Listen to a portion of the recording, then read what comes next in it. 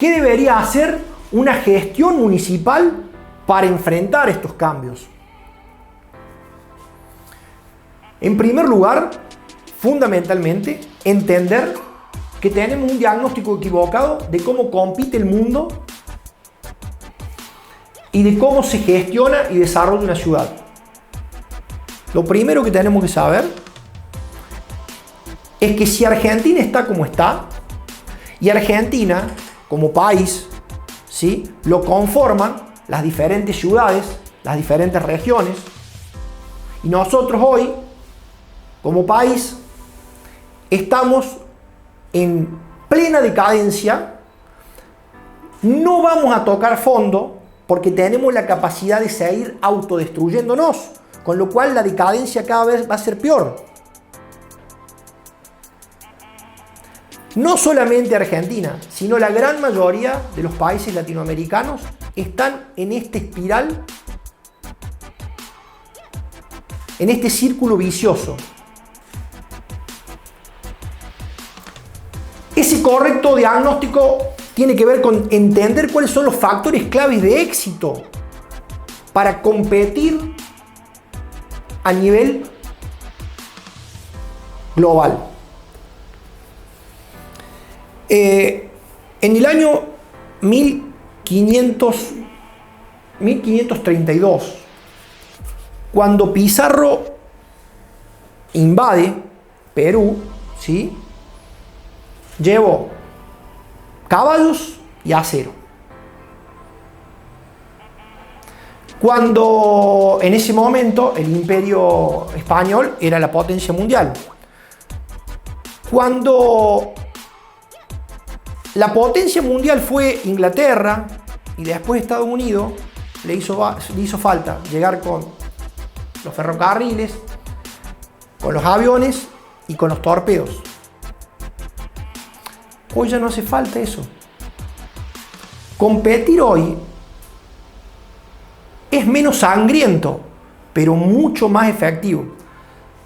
En el siglo XXI, para conquistar un país, ya no se necesitan torpedos ni armas, se necesitan solamente datos.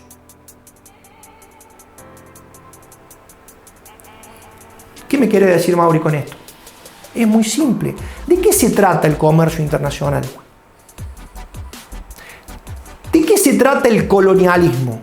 El colonialismo, si ustedes han hecho bien los deberes cuando iban al colegio, es un país dominante que toma recursos del otro, los lleva hacia el país dominante, los transforma y le manda productos de alto valor agregado. Los términos de intercambio terminan siempre favorables para ese país industrial. Eso es lo que ha ocurrido en la historia de la humanidad con los países que son potencia.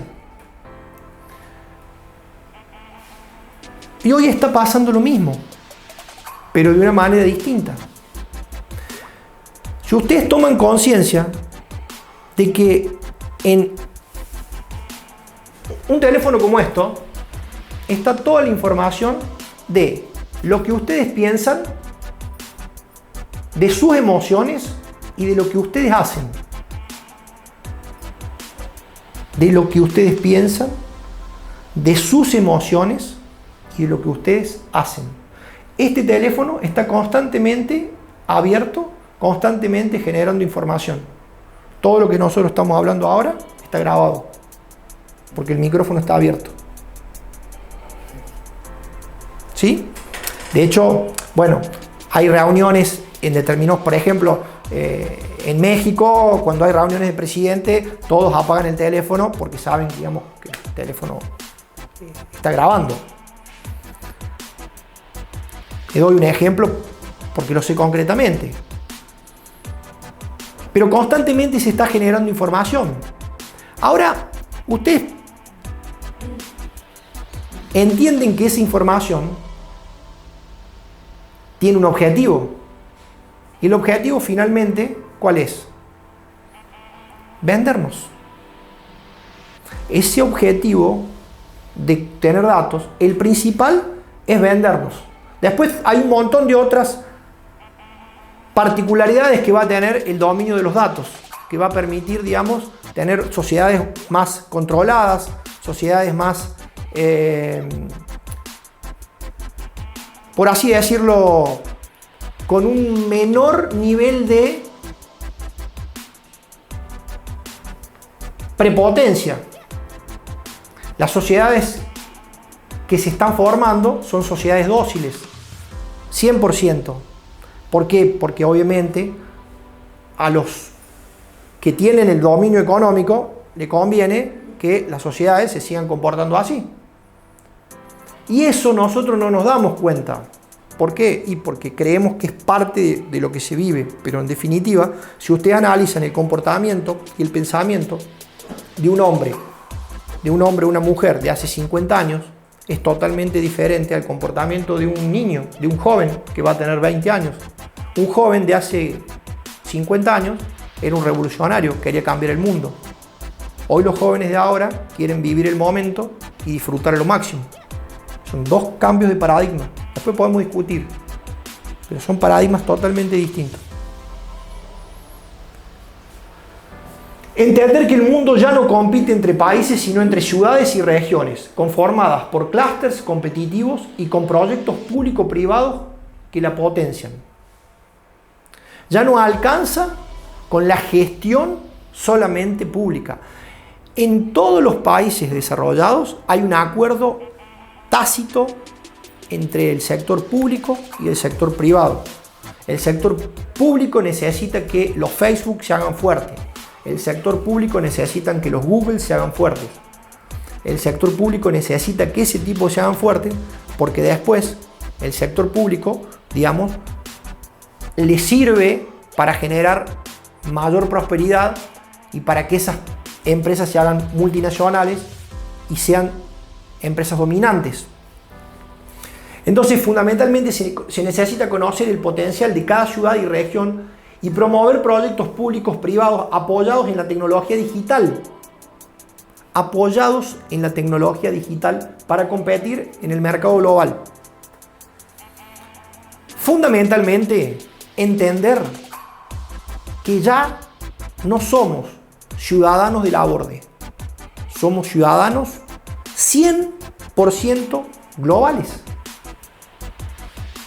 Somos ciudadanos globales, pero que no tenemos las herramientas para competir de manera global. Pero somos ciudadanos globales. ¿Por qué? Y porque a nosotros constantemente nos están invadiendo con productos y servicios que hace 30 años atrás no pasaba eso. Entonces, tenemos que entender que somos individuos, organizaciones y ciudades globales que competimos con el mundo. Una ciudad como La Borde ya no compite con el vecino del lado, compite con el mundo. En definitiva, fíjate cuánto le vende Montevideo a La Borde y fíjate cuánto le está vendiendo China a La Borde, cuánto le está vendiendo Estados Unidos a La Borde. Esa es la competencia, no Montevideo. Montevideo no te está vendiendo nada. Ese es el cambio de paradigma que hay que entender.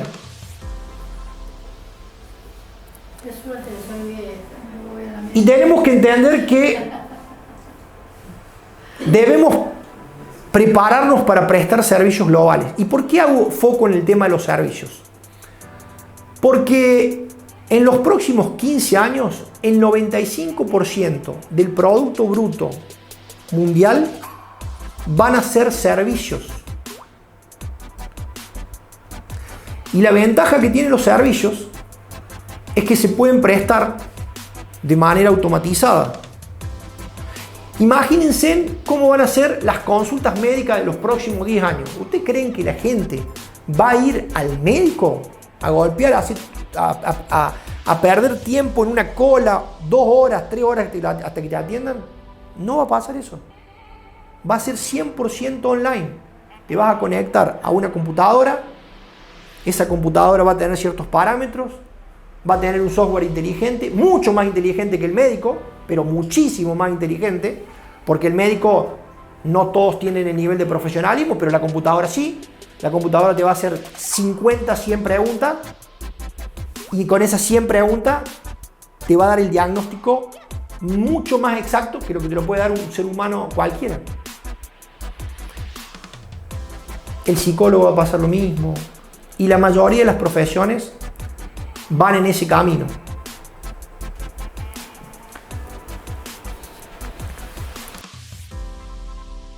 Crear y comunicar un posicionamiento estratégico de ciudad competitiva global.